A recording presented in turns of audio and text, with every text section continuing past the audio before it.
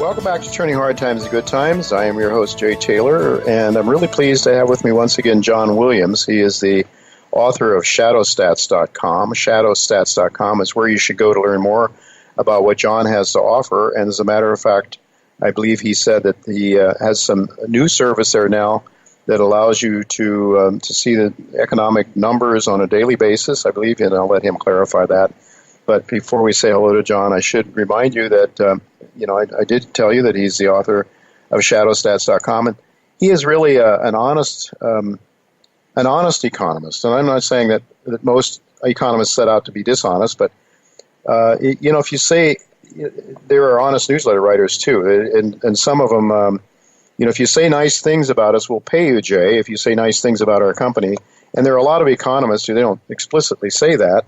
But why are all the economists at the Federal Reserve Keynesians, I wonder? 100% of them. And you daren't depart from that. Well, John Williams is an economist who sets out to search for the truth. He is an independent economist, and I have an idea that he probably hasn't maximized his wealth during his lifetime by being honest, but at least he can live with himself, and he does a great service for the rest of us who are seeking to know what the truth is in the economy as opposed to what the propaganda that's put out by the mainstream media. Thanks for joining me again, John. Oh, thank you so much for having me, Jay.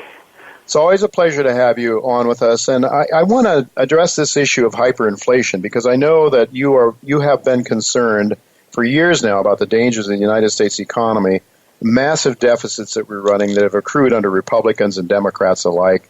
The supply-siders, of which there are some advising President Trump, have always said that all we have to do is cut taxes and the economy will grow and we can just let the government spend whatever it wants, basically, and we'll be able to balance the budget. Don't worry. I don't believe that you're in agreement with that. No, I'm not. I wish that were the happy case. The problem is that you do have to pay eventually for what you're spending, and if you don't don't raise the cash to do it, then the system adjusts and it debases your currency so that you have a very high rate of inflation, and then you've got the dollars to pay it off. But the people who have been sitting in the background holding their dollars lose the purchasing power of their dollars at the same time. The problem we have here, and this goes back, as far back as I've been looking at the numbers, which goes back to the 80s, although it really got bad in the early 2000s when the government started expanding Medicare. The problem is that they put forth all these great programs, but made no arrangement whatsoever to pay for them. I mean, there were some taxes, but if you looked at the financial accounting of the government, and this is put out back in those days by the General Accounting Office, GAO, they now call it the Government Accountability Office, but they put out statements prepared using generally accepted accounting principles, and they would put in accruals for the future value, the cash that was needed in hand today to cover those longer-term liabilities. And I think it was in 2004 that they rapidly or massively expanded Medicare. And what that did, if you looked at their financial statement, from one year they had a negative net worth, including all the accruals for the future value of money of something like $9 trillion. And after that Medicare shot, that jumped to $18 trillion. They doubled the level. Today we're over $100 trillion. Wow! But at that time, I just thought that was unconscionable. I mean, there's no way they could raise the money back then. They still can't raise it today. I mean, that difference there is what we currently owe in total Treasury bills and bonds, the hard pieces of paper that are in theory out there. But beyond that, we owe something close to $100 trillion in net present value of all these obligations that have since been taken on. There's just no way that you can cover them. But I talked to people at that time in terms of the Bush administration, and I think Greenspan was the he would have been. Well, what I was told, it's too far into the future to worry about. Well, here we are. Here's, I guess, 15 years later, and it's still too far into the future to worry about as far as most people are concerned. But I've been getting a little more concerned responses out of people in the government these days. And there is the problem, because down the road, and it gets worse year after year after year, either you have to bring the system into balance, or you're going to end up with a hyperinflation. I'll get to the hyperinflation concept in a minute. But to get it into balance, I mean, that is where you're actually solvent. You cover the cost of what you're committing to this year. At least you have plans for covering it. You have taxes, or you've got your expenses into balance to do that. And again, we're seeing something like an unfunded liability here of order of magnitude $100 trillion. Mm-hmm. In order to bring that into balance, you have to significantly raise your revenues, and it's going to be an and, cut your expenses. Mm-hmm. Raise taxes, and you cut what you're putting out. And where does that happen? Well, the shortfall, the big shortfall, the thing that's not containable, is in the areas that are so important to many people, such as Social Security. Right. People pay into that. That's, as far as they're concerned, that should all be current, because they were paid what they paid what they're supposed to do, and Medicare. Mm-hmm. And the government has to raise the taxes on those, and has also got to come up with a different way of meeting those obligations. Most likely, meaning reducing them. I don't see how they're going to do that politically. And looking at the people we have in Washington today, I'd say the chances of that are nil. Mm-hmm. So what they're going to do is try to keep pushing it off, telling happy stories. And as to what happens there, consider, and I very much respect Alan Greenspan. He's always been a good thinker and talker. Mm-hmm. Back in the days of the I guess it was when the U.S. Treasuries were downgraded by S&P back in 2009. He wasn't Fed chairman at the time. Yes. But he made a comment at the time, which I think is right to the heart of the issue and represents exactly where we're heading. And that is that he said, there's no chance that the U.S. could ever default here, because everything it owes everything's denominated in U.S. dollars, and the U.S. can print as many dollars. We can print as many dollars as we need. Well, in terms of the rating agencies, what they look at is risk of default, and there's no clause in the treasuries that I'm aware of that allows for hyperinflation or debasement of the currency as an event of default. Yeah. You can just keep printing as much as you need, and what that does is it creates a hyperinflation. We just print all the dollars we need. Well, that's exactly what they've done in Venezuela. That's exactly what they did in Zimbabwe. That's exactly what they did in the Weimar Republic.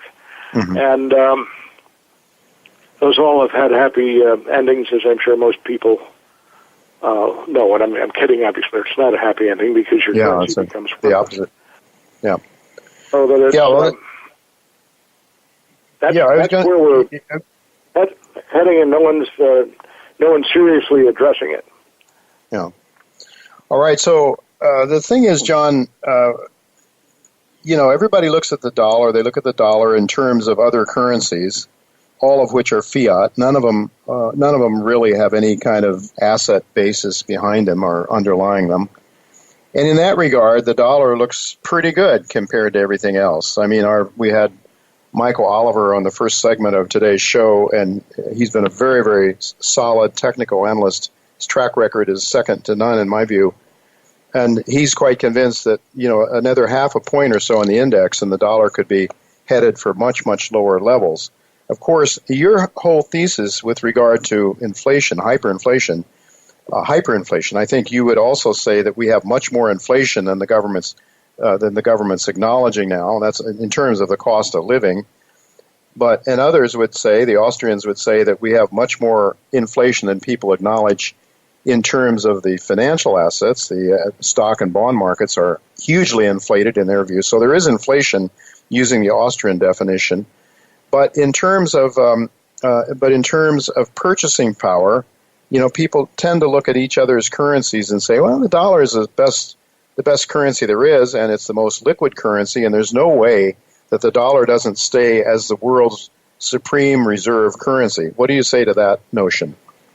Well, it's maybe we can all go into hyperinflation in a handbasket, but there are a lot of issues here. Very specifically, you do have some countries that make an effort, at least, at balancing their books, like Switzerland. Uh-huh. The problem here is that we haven't seen the hyperinflation yet. Mm-hmm. And if we can bring things into balance, you can contain that and keep the inflation levels within reasonable bounds and have a long-term happy circumstance. Mm-hmm. The problem is that in order to do that, you just have to come up with so much money in terms of your future cash flow. Mm-hmm. Effectively means eliminating these big social programs that we have. And my contention is that you don't have the political will to do that. Mm-hmm. Maybe you look at what the Congress just did going forward for this next year, and despite all the happy talk, we'll limit the budget, and they just expanded everything as they needed it and pushed it into the future, and hope they don't have to address it. They're not going to be around when they have to address it. They've been doing that for a long time, and we're quickly coming down to the level. And again, it may not be this next year or two, could be 5 years, but eventually, and we're beginning to see this increasingly, you get the inflation, you get the debasement of purchasing power. And where you can cover that, where you can hedge it, is in holding something like gold. Mm-hmm. It has, that is an area that has held itself over time, and I may have mentioned this on your show before, but bear with me for just a second here. If you go back to, you look at gold versus inflation, go back to 1900, and what you could buy with $50 in gold in those days, as opposed to just dollars. I mean, they take $50, $100 worth of gold, $100 not backed by gold, although at that point it was backed by gold, and then move forward to today. Mm-hmm. What was $100 purchasing power back in 1900 be worth about 90 cents today. Yeah, in today's dollar, and the gold would still have retained that value. Mm-hmm. And what I found over time, coming into, it was really the 1980s when Nixon abandoned the convertibility of all convertibility of the dollar for gold, just went off the gold standard. Mm-hmm. Closed the gold window.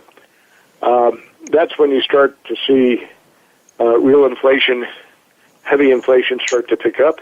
That's also, not too coincidentally, when the government started making all sorts of changes to the way that they calculated the inflation rate so that the headline numbers were not so bad. Yeah. One thing they did early in 1980 was, the 1980s, was to change the way they estimated the cost of housing for people.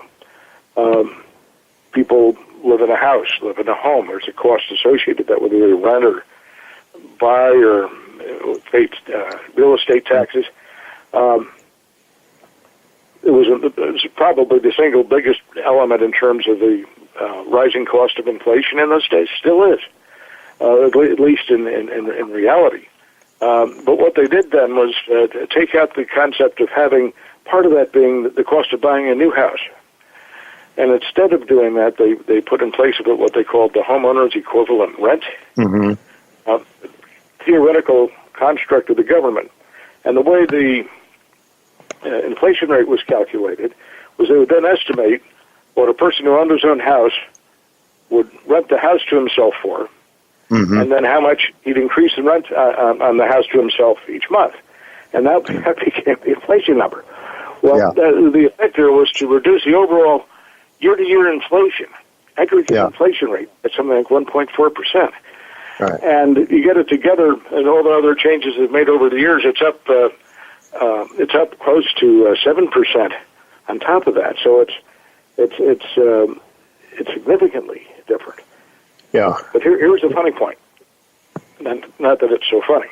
If you plot the headline CPI inflation over time versus the price of gold, you see that the price of gold about 1980 starts to take off exponentially, effectively, against the headline CPI.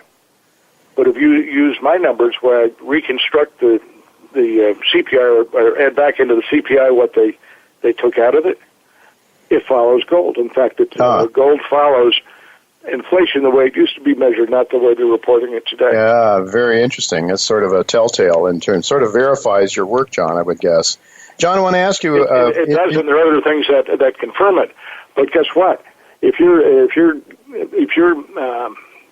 cost of living, if you're going by the government's cost of living, and that's how your salary's increasing and such, you're falling behind. Yeah, you're suffering. You're already beginning to suffer a hyperinflation.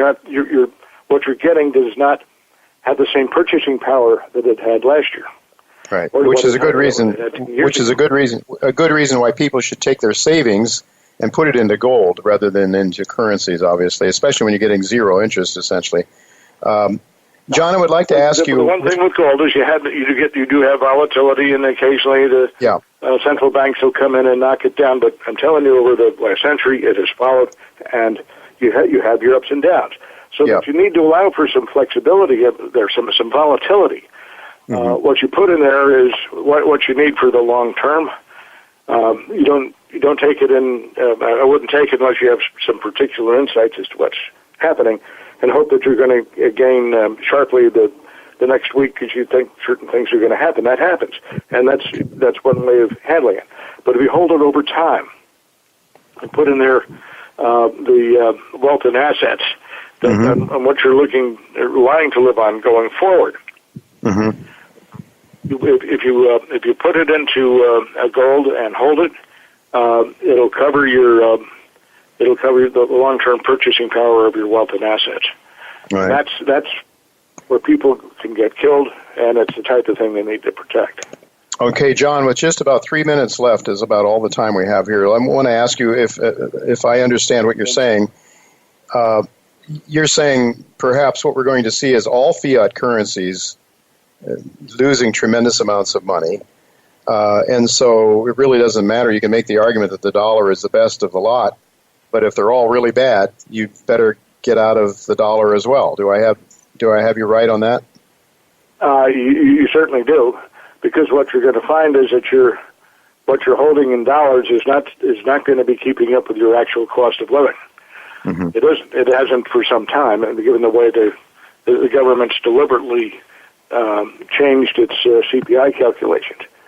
John, do you see the possibility of some sort of a major global monetary regime change that could be in place? I mean, the last one, the Bretton Woods, 1944, it was altered in 1971 when Nixon took us off the gold standard. And there are adversarial nations like China and Russia that are sick and tired of being, from their viewpoint at least, being abused by dollar hegemony. Do you think that we could be in for a major change in terms of the international monetary system? With a minute and a half left to answer that question, if you could. Sure. Well, we're certainly facing a great crisis with the dollar, and the dollar is still the world's dominant currency. Yes, if something happens here to the dollar, there's certainly going to be a reorganization. And the problem is it's difficult to make it preemptive because in the process, if you do that, if all of a sudden we go back to a gold standard, guess what? The U.S. can't survive there. It still has to bring its financial house into order. Now it's using its fiat currency to keep its house in theoretical financial order, but the dollar's going to hell and the purchasing power is going to hell. If you have a stable currency with gold or backed by gold, The U.S. has still got to bring its house in order. It cannot keep spending the way it is, or you just have hyperinflation or full debasement of the power, purchasing power of your currency over time, however they handle it. You have to live within your means eventually. Yeah, eventually you do, right? So you can't fool Mother Nature, as they say. It's you can for a while, perhaps, but ultimately the truth finds its way to rule the day. John, I want to thank you so much for being with us again. Always a pleasure having you with us. I shortchanged you on the time a little bit. My apologies. We'll have you back again sometime soon. Always a pleasure. Thanks for your insights. They're very, very valuable. And thank you for having me on your show. Always a pleasure at my end.